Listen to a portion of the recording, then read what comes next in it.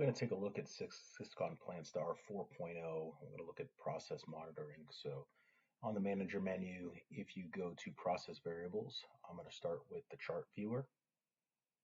So here I can select from a certain machine group. So in PlantStar 4.0, you can create your own machine groups to slice and dice your data into different groups of machines. So for example, your injection molding, separated from your assembly, blow molding, etc.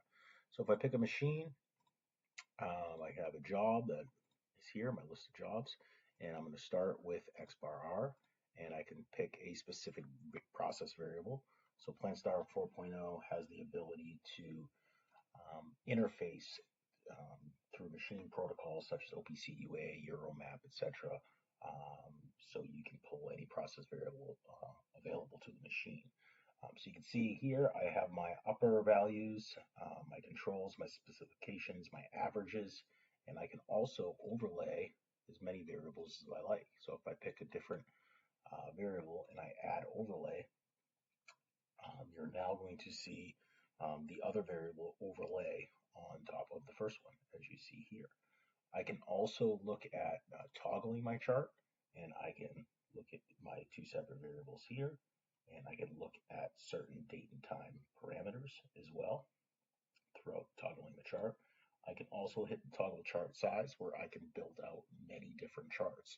So if I wanted to look at, for example, a process profile and select a variable, now I can see I can create my injection position profile.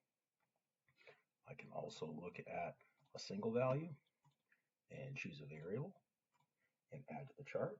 And now I'm creating, any charts that I'd like, but now I can see my critical max, my warning max. If anything goes out of tolerance and you set your own minimums and maximums, we can throw an alert, whether it's email, text, using lightings within the factory, whatever it might be.